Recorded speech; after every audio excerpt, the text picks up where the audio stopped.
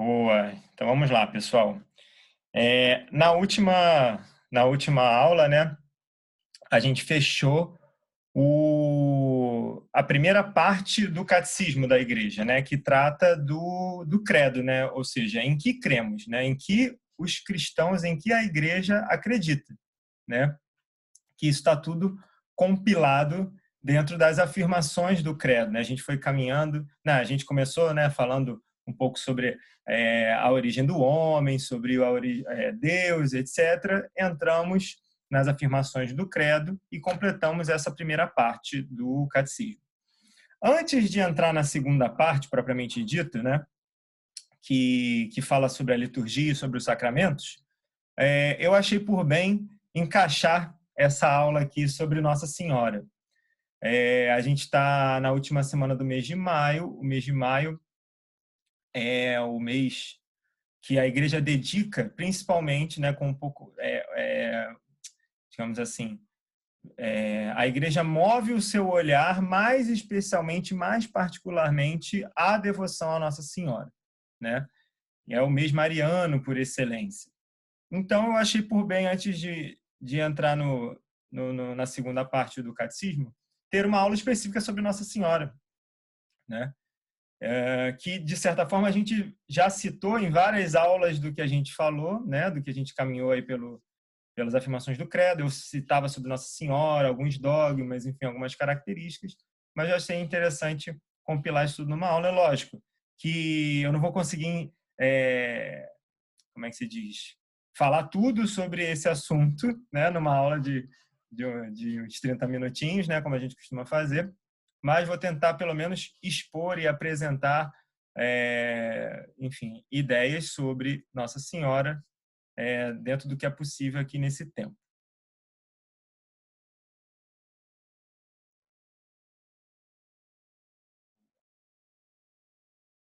Beleza, deixa eu só mudar aqui de imagem. Bom, então, onde que Maria aparece na doutrina católica, né? Ela aparece, né, em alguns pontos, né? Tanto nas Sagradas Escrituras, né? A gente vê tanto no Antigo Testamento quanto no Novo Testamento alguns pequenos trechos que citam ou direta ou indiretamente sobre Nossa Senhora, mas de um ponto de vista bem objetivo, a gente já consegue perceber, caramba, ela certamente não é uma pessoa qualquer, não é uma personagem, né, qualquer dentro da história da salvação.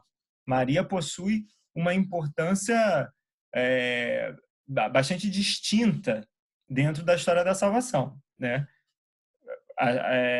Mesmo quem talvez não tenha nenhum conhecimento sobre doutrina, mas assim que começa a ler os evangelhos e conhecer alguma coisa sobre o cristianismo, a pessoa compreende que Jesus Cristo teve uma mãe, né? E que essa mãe foi Nossa Senhora, né? Então, se Cristo, que é o próprio Deus, a segunda pessoa da Trindade, tem uma mãe, pô, essa mãe dele é alguém também com alguma importância. Então, a gente vê número 487 do Catecismo da Igreja, né, que diz: o que a fé católica crê a respeito de Maria funda-se no que crê a respeito de Cristo. Ou seja, toda a crença da Igreja em relação a Nossa Senhora é fundamentada na crença a respeito de Cristo, né, e na história da salvação. Mas o que a mesma fé ensina sobre Maria esclarece, por sua vez, a sua fé em Cristo. Ou seja, uma relação bastante íntima e bastante profunda entre o que a igreja acredita sobre Cristo e sobre Nossa Senhora, né? Que uma coisa está relacionada à outra, intimamente relacionada à outra. Outros dois trechos aqui do catecismo, né? Para lhe formar um corpo, ou seja, para formar o corpo de Cristo, Deus quis a livre cooperação de uma criatura, ou seja, Deus Pai, uma vez que foi chegado o momento, né, que a segunda pessoa da Trindade viesse estar entre nós, né, fazer-se carne, ele quis a cooperação de uma criatura. Para isso, desde toda a eternidade, Deus escolheu para ser a mãe de seu filho uma jovem judia virgem que era noiva, né? Então, Deus contou também com o livre-arbítrio de Nossa Senhora, né? Eu já até comentei com vocês quando falei sobre esse assunto, né? Sobre o nascimento de Cristo, enfim, que o anjo pergunta para Nossa Senhora, né? Se ela realmente quer, vai estar aberta a aceitar aquela missão tão grande de Deus, né? E na verdade disse que a palavra de Deus, né? O próprio Deus já havia nascido no coração da Virgem Maria antes mesmo dela concebê-lo fisicamente, né? Biologicamente, digamos assim. Então já havia nascido anteriormente. A fé de Nossa Senhora e o conhecimento enfim, dos ensinamentos de Deus, né? Como uma boa judia que ela era, aquilo já foi um terreno propício, né? Para a futura a futura concepção de Cristo no seu ventre. Ela foi saudada pelo anjo como kekaritomene. O que é kekaritomene? É uma palavra em grego, né? Que o evangelho originalmente foi escrito em grego. Isto é, significa cheia de graça, aquela que está plena da graça de Deus.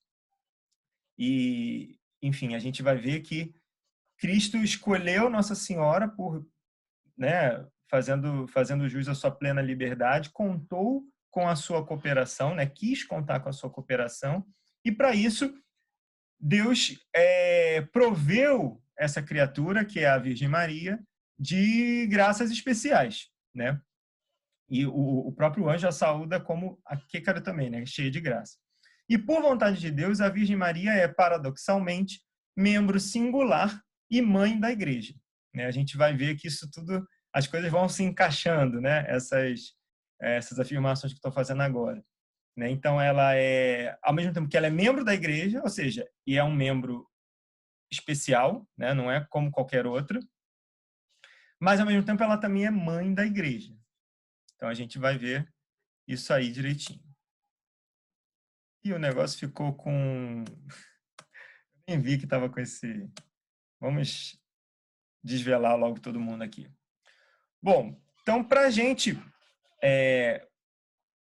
extrair um pouco mais, né, de como Maria está na doutrina da igreja, nós não podemos deixar de falar sobre os dogmas marianos. Né? O que são os dogmas? São verdades que a igreja,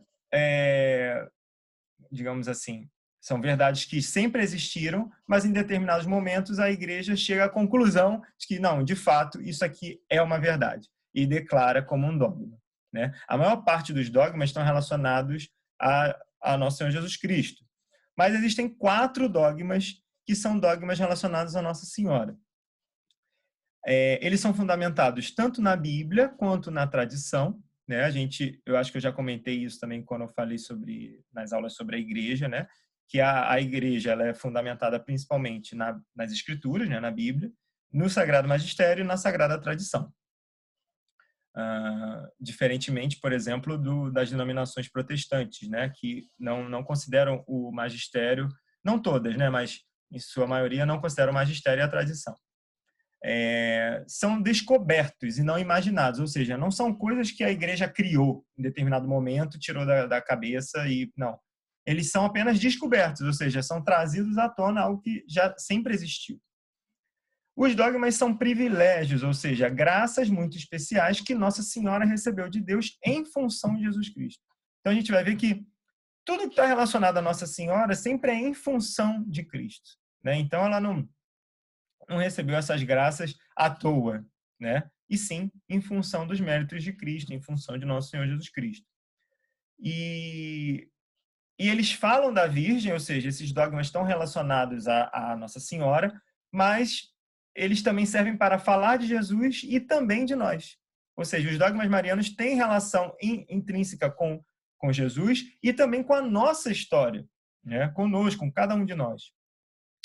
E eles também servem de muros de proteção para as verdades referentes a Cristo e a nossa salvação. Então, uma vez que conhecemos esses dogmas de Nossa Senhora, eles ajudam a preservar outros dogmas relacionados a Nosso Senhor Jesus Cristo e à história da salvação. Né? Digamos assim, que se não houvesse esses dogmas relacionados a Nossa Senhora, poderia colocar em risco a existência de dogmas referentes a Cristo e referentes à nossa salvação. Os dogmas podem, entre aspas, assim, né? Não existe uma divisão formal, né? Mas a gente, do ponto de vista assim, didático, né? A gente pode dividir em dois blocos de dois, né? Que são os mais antigos, que é a maternidade e a virgindade perpétua. Né? Os dogmas são, né? A maternidade de Deus, ou seja, Maria, mãe de Deus. Esse foi o primeiro dogma proclamado pela Igreja. O segundo é a virgindade perpétua de Maria. O terceiro dogma é a Imaculada Conceição de Nossa Senhora. E o quarto dogma, a Assunção de Nossa Senhora aos céus. Então, a gente vai ver cada um deles. Esse primeiro bloco, que é o da maternidade e da virgindade perpétua, são os mais antigos. Foram os primeiros, né? Eles foram declarados ainda no Oriente, né? Ou seja, eles são dos primeiros séculos, século IV ou V, se eu não me engano.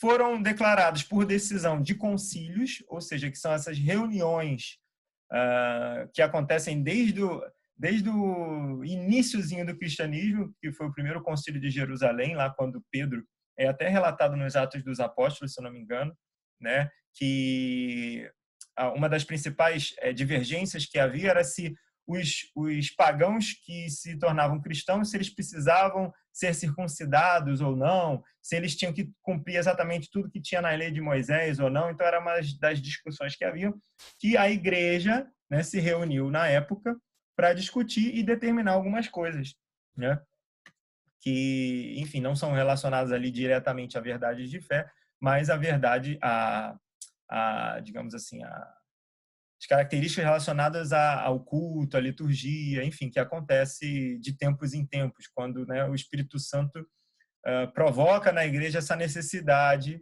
de acertar alguns pontos, digamos assim. Esses dogmas, né, foram declarados também para lutar contra hereges internos, ou seja, heresias que estavam querendo surgir dentro da própria igreja, tá? São claramente baseados na Bíblia, esses assim, são muito mais objetivos da gente encontrar indícios deles na própria Escritura. E são comuns às igrejas cristãs em geral. Então, assim, até muitas denominações protestantes também creem nesses dogmas, digamos assim, né? Que é que Nossa Senhora é mãe de Deus e que ela possui a virgindade perpétua, né? Possui virgindade perpétua. E o segundo bloco dos dogmas, que são os mais recentes, eles já são dos últimos 2 séculos, que é da Imaculada Conceição e da Assunção de Nossa Senhora aos céus. Foram declarados já no Ocidente, nos 2 últimos séculos, né? Os dois, um é do século XIX e o outro do século XX, já. Foram decisões de papas, ou seja, não houve um concílio para que eles fossem proclamados. O papa que estava em cada uma dessas épocas discerniu que, de fato, eram dogmas e que deveriam ser declarados pela igreja. E eles foram também ações da igreja contra ideias do tempo, ou seja, ideias que estavam surgindo fora da igreja. Diferentemente dos outros que eram contra heresias de dentro da igreja, esses foram contra ideias que surgiram fora da igreja. Eles têm como base principal a tradição, mas também têm indicações indiretas nas Sagradas Escrituras, na Bíblia. E são exclusivos da Igreja Católica. Né? Outras denominações cristãs, em geral, não creem nesses dogmas. Bom, o primeiro deles é a Mãe de Deus, né? Maria, Mãe de Deus, que é celebrada até no dia 1º de janeiro, né? Às vezes poucas pessoas sabem, né? Porque 1º de janeiro ali é o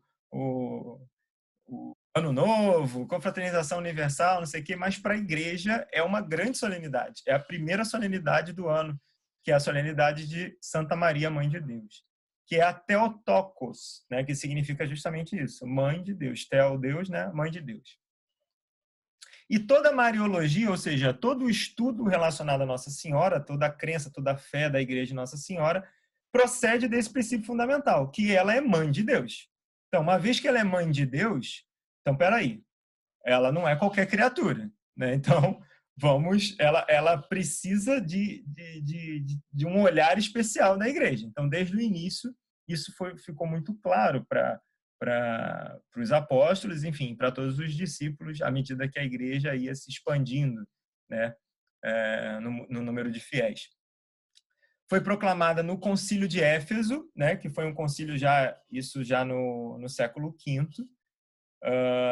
Como eu falei, né, já estavam surgindo dentro da igreja algumas heresias, dizendo: não, Maria não é mãe de Deus, ela é mãe de Jesus, né? Ela é mãe só da segunda pessoa da Trindade. Ou então, não, ela é mãe de Deus somente na carne, mas, entendeu? Então, eram esses tipos de heresias que surgiam na época. A igreja se reuniu em um concílio e declarou: não, Maria é mãe de Deus, do Deus inteiro, né? Então, porque ela não pode ser mãe de só uma das pessoas da Trindade, né? Por mais que, digamos assim, ela gerou o corpo apenas da segunda pessoa da Trindade, mas uma vez que Deus é a Trindade, ela não pode ser só mãe de Jesus, ela é mãe de Deus, né? Então, é um sinal da natureza humana de Cristo, ou seja, a confirmação do realismo da encarnação do Verbo, ou seja, que Deus realmente encarnou, né? Então, e se ele encarnou, se ele se fez homem, ele tem que ter uma mãe. Todo ser humano tem uma mãe. Então, esse dogma também é sinal dessa natureza humana de Cristo. Foi uma maternidade plenamente consciente e voluntária, ou seja, né, eu já falei, Deus quis contar com a cooperação livre de Nossa Senhora, né? E aí ela diz, né? Faça-se em mim segundo a vossa palavra, né? Eis aqui a escrava do Senhor, ou seja, ela foi plenamente obediente aos desígnios de Deus para ela, né? E imagina o que seria de nós se não tivesse acontecido esse sim de Nossa Senhora, né? Bom, pela obediência, ela tornou-se causa de salvação para si mesma e todo o gênero humano, né? E é até curioso porque Nossa Senhora também foi salva por Cristo, ou seja, então toda a graça especial, todas as graças especiais recebidas por Nossa Senhora são em virtude dos méritos de Cristo, ou seja, algo que no tempo ainda não havia acontecido, né? Mas que na eternidade já havia acontecido, ou seja, então tudo isso foi possível justamente por causa disso, pelos méritos de Cristo. E Nossa Senhora também é muito conhecida como medianeira de todas as graças, né? Então, o que seria medianeira? É diferente de mediador, né? O único mediador entre nós e Deus Pai é Cristo, né? Cristo é o único mediador, isso está bem claro nas Escrituras. Mas Nossa Senhora não é mediadora, ela é uma medianeira, ou seja, em razão da sua maternidade, né? A gente também tem toda a questão da comunhão dos santos, mas para Nossa Senhora isso ocorre de forma mais particular. Ela é uma cooperadora de Cristo na mediação com relação ao Pai, né? Entre nós e o Pai. Então, por isso é medianeira de todas as graças. E ela é mãe da cabeça e do corpo, ou seja, aí a gente já parte para o outro desígnio que Nossa Senhora é mãe de Deus e, por consequência, é mãe da igreja, né? A gente viu que a igreja é o corpo místico de Cristo, né? Cristo é a cabeça desse corpo místico e a igreja é o corpo místico de Cristo. Então, se Nossa Senhora é mãe de Cristo, é mãe de Deus, ela não pode ser só mãe da cabeça e não ser mãe do corpo, né? Não existe isso. A fulana é mãe da cabeça do ciclano. Não, ela é mãe da pessoa inteira, né? Então, ela também é mãe da igreja, né? É porque eu adaptei uma apresentação que eu já tinha feito antiga e eu nem reparei que estava com essas animações. Vamos lá. O segundo dogma é da virgindade perpétua de Nossa Senhora. Ou seja, a igreja é número 153 do Catecismo. A igreja sempre confessou que Jesus foi concebido do Espírito Santo sem sêmen de homem. Então, isso também é muito claro nos evangelhos, né? Nossa Senhora até pergunta para o anjo, né, quando ele fala dessa missão. Fala, mas como que eu vou conceber um filho se não conheço o homem, né? Então, e nas escrituras conhecer é muito mais do que apenas ter contato e tal. Conhecer está relacionado com intimidade, ter intimidade, ou seja, nunca ter se relacionado sexualmente, né, com um homem. Eu acho que eu já falei isso também na aula sobre o nascimento de Cristo, né? Que os judeus eles se casavam e o casamento tinha como se fosse duas etapas, né? Tinha a primeira etapa do casamento e na segunda etapa que eles coabitavam, né? Então existia esse período que era como se fosse um noivado, só que eles já eram casados, mas era como se fosse um noivado, eles não coabitavam e já estavam meio que prometidos, mas na verdade era mais do que isso, né? Eles já estavam casados de fato, mas eles não coabitavam. Então a encarnação do Verbo aconteceu justamente nesse período, né? Ela já estava casada com José, mas não haviam ainda coabitado. Então fica muito claro essa questão da virgindade de Nossa Senhora antes do parto. Mas o dogma ele foi proclamado no Sínodo de Latrão, já no século VII, e ele diz que Nossa Senhora foi virgem antes, durante e depois do parto. Ou seja, a virgindade de Nossa Senhora não foi apenas na concepção, né, mas durante o parto, ou seja, o parto de Nossa Senhora foi um parto miraculoso, extraordinário, não foi um parto normal como a gente conhece. E uma das diretrizes que suportam essa ideia é que se Cristo ressuscitado também não com seu corpo glorioso, ou seja, ressuscitado de corpo e alma, não apresentava limites físicos, ou seja, ele entrou lá no cenáculo onde estavam os apóstolos, Nossa Senhora, sem precisar abrir portas e coisas do tipo. Então, isso também reforça a ideia de que, enfim, Cristo sendo Deus, ele também não precisaria nascer de forma ordinária. E também depois do parto. Isso também, a gente tem várias indicações disso até na própria escritura. E até aquela história, né? Na escritura chama assim, irmãos de Jesus, né? Nossa Senhora e os irmãos de Jesus, né? Eu acho que eu também já comentei sobre isso. A palavra que é utilizada agora não sei se é no grego ou no hebraico, para designar que significa irmãos, ela também significa primos, né? Então eles não existia a palavra primos, ou seja, todo mundo que era mais ou menos da mesma família, né, tinha uma mesma origem, era considerado irmão, né? E, enfim, então nessas ocasiões esses irmãos de Jesus não são irmãos biológicos, né? São os primos de Jesus.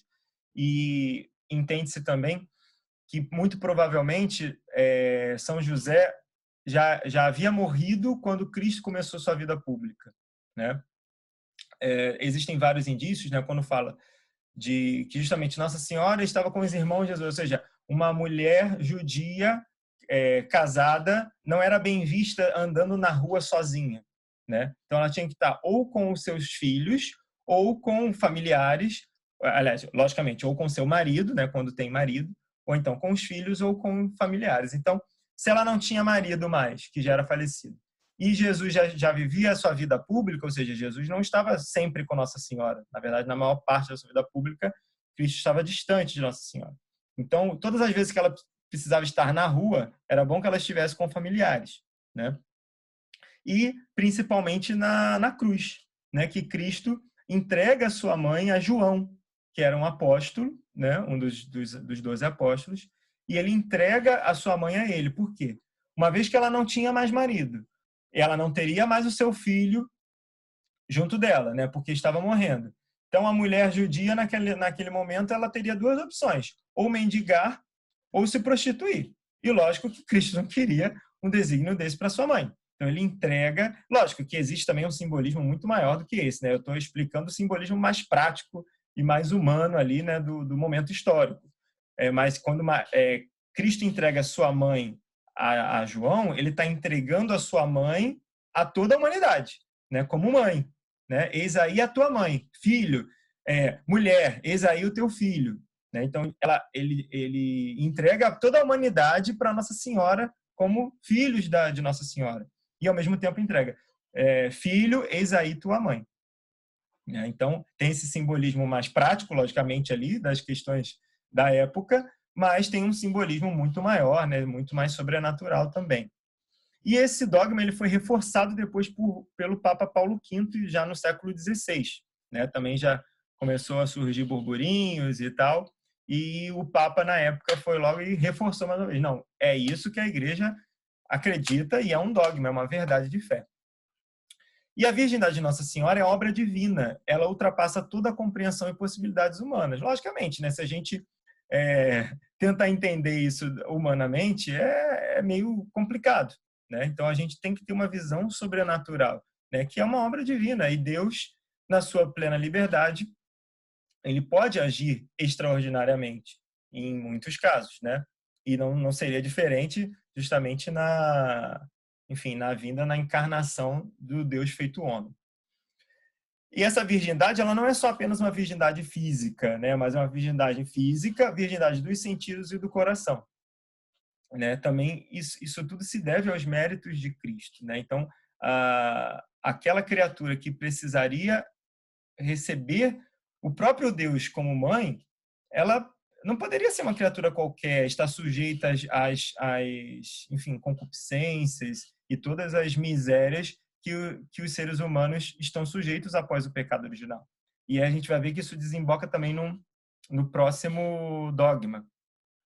Então, a virgindade perpétua de Nossa Senhora garante a divindade de Jesus e marca o início do novo povo de Deus.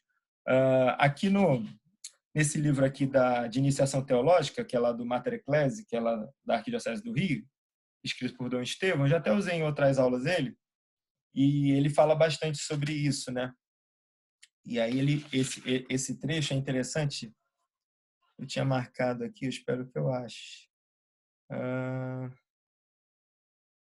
Aqui, que ele fala, né? A natividade virginal de Jesus é sinal ou símbolo de que 1. A salvação do gênero humano é algo de totalmente gratuito. Ela se deve à soberana iniciativa de Deus. 2. Com Jesus começa algo de novo na história do mundo e dos homens.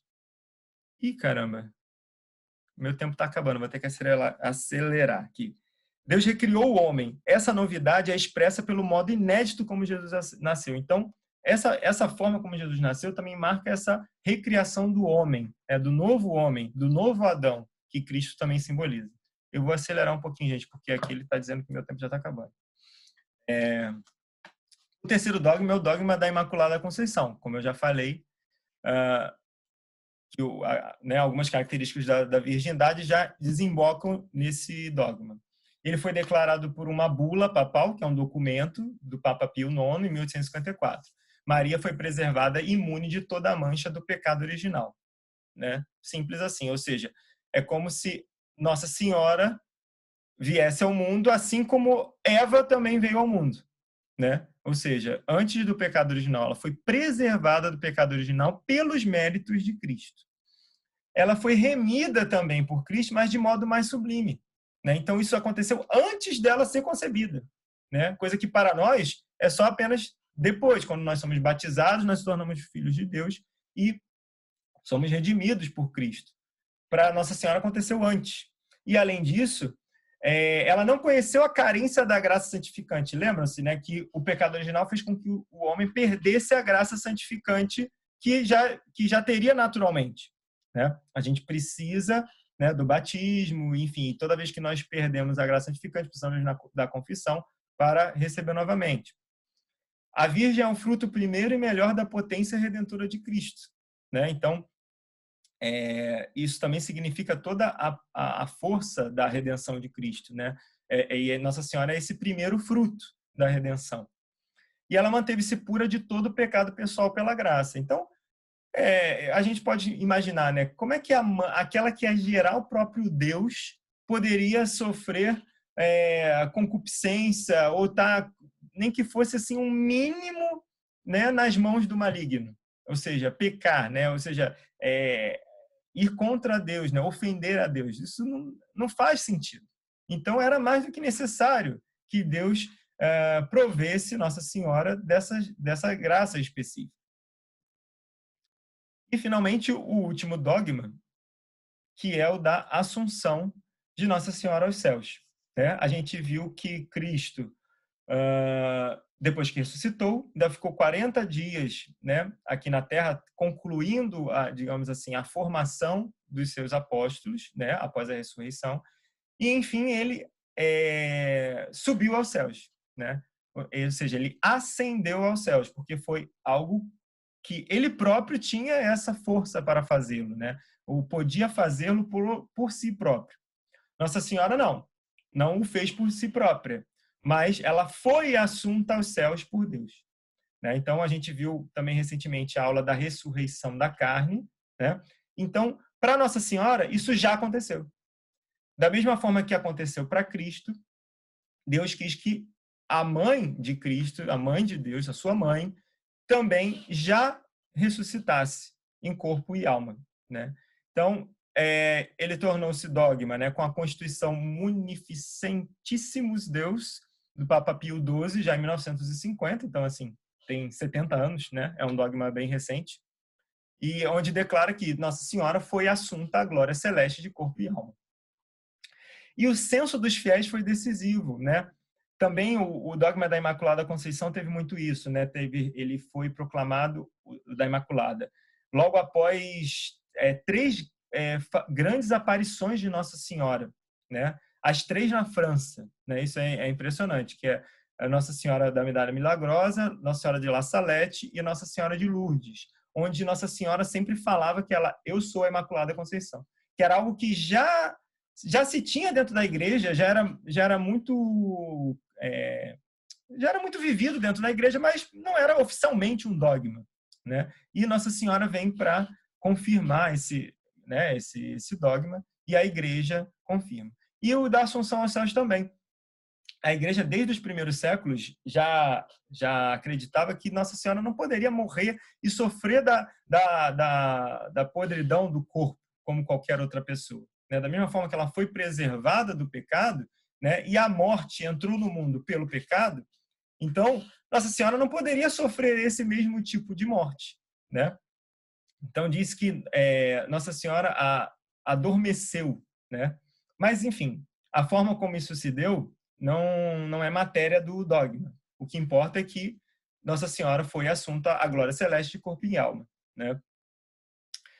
A Virgem foi ressuscitada antecipadamente, já falei, não foi sujeita a permanecer na corrupção do sepulcro, nem teve de esperar a redenção do corpo até o fim dos tempos, coroação dos demais dogmas. Ou seja, nós vamos ter que esperar a redenção do corpo até o fim dos tempos. Né? Nossa Senhora não precisou disso. E ele coroa todos os outros dogmas, ou seja, se a gente for analisar, todos estão relacionados. Se um não existisse, o outro não poderia existir, e se não houvesse os méritos de Cristo, né, se não fosse por Cristo, também nenhum deles teria sentido de existir. Concordam? E a festa da Assunção de Nossa Senhora, né, que é mais uma solenidade da igreja, todos esses... a não ser o da virgindade, não tem uma festa específica para ele, né? Porque ele, digamos assim, é celebrado junto com a solenidade da Mãe de Deus. Mas a Imaculada Conceição tem um dia específico, que é o 8 de dezembro, e a Assunção de Nossa Senhora é o 15 de agosto. Então, a festa da Assunção é a festa de nosso destino, ou seja, o destino que todos nós teremos, que todos nós desejamos ter, né, de fato, né? Que é, enfim, chegar ao céu, ir ao céu e ressuscitar de corpo e alma na eternidade no fim dos tempos.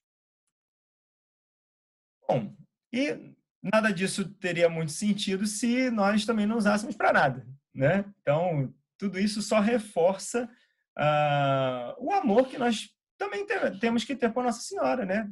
Todo o amor que nós temos por Cristo, né? Pelo amor que temos por Cristo, nós também temos uma forma de culto especial, particular para Nossa Senhora, né? No corpo místico de Cristo, cada qual é remido passivamente, né? Ou seja, nós fomos remidos por Cristo, e ativamente somos corredentores com Cristo, né? Tanto que nós podemos rezar pelos demais, oferecer mortificações, unir nosso sofrimento aos sofrimentos de Cristo. Então, todos nós temos essa função. Nós fomos remidos por Cristo, mas também podemos ser corredentores com Ele. E Maria exerce essa função de modo eminente, ou seja, de modo maior ainda, né? Porque isso corresponde à plenitude da graça que ela possui, né? Então, como que nós podemos... qual é a forma de piedade que nós devemos ter com Nossa Senhora? Ser para Maria um outro Jesus. Ou seja, sermos bons filhos, né? Sermos, da mesma forma que nós temos que ser, que nós como cristãos buscamos ser outros Cristos, né? Para os demais, para Nossa Senhora nós queremos ser bons filhos. E ao mesmo tempo que sabemos que ela é a nossa mãe, né? Então buscamos sua ajuda, buscamos sua intercessão, ela que é medianeira de todas as graças, ou seja, pela comunhão dos santos, nós sabemos que podemos rezar uns pelos outros e podemos e devemos ter uma veneração, uma devoção aos santos, né? Aos santos que são conhecidamente, né, já santos. E eu acho que meu tempo está acabando, falta 1 minuto, vou correr aqui. A devoção à Nossa Senhora não atrapalha, mas sim enaltece e fortalece nosso seguimento a Cristo. E, de certo modo, é natural e obrigatório a todos os cristãos, né? Então, a gente não precisa ter esse medo. Ah, não, se eu tiver devoção à Nossa Senhora, pode atrapalhar minha devoção, enfim, minha adoração a Deus. Não tem nada a ver. Na verdade, só enaltece e fortalece. E a forma específica de culto à Nossa Senhora chama-se hiperdulia. A dulia é a veneração. É o mesmo que a gente também pode ter aos santos. Mas para Nossa Senhora, essa veneração é mais especial. Então, chama-se de hiperdulia. E para Deus, nós temos o culto de latria, que nós devemos ter apenas a Deus, que é a adoração, né? Vem da palavra idolatria, né? Por isso que idolatria não é uma coisa legal, que é você adorar outras coisas que não são Deus, né? Bom, enfim, 2 formas bastante conhecidas de piedade mariana são a oração da Ave Maria, né? Que ela é parte, ela está nos Evangelhos, né? Que foi a oração que o próprio anjo disse a Nossa Senhora, que é a primeira parte da Ave Maria, e a segunda parte, que é a resposta dos fiéis, né? A essas declarações do anjo, né? Santa Maria, Mãe de Deus, rogai por nós pecadores, né? E o Santo Rosário, que também já é uma devoção bastante antiga na história da Igreja, está bastante relacionada com São Domingos.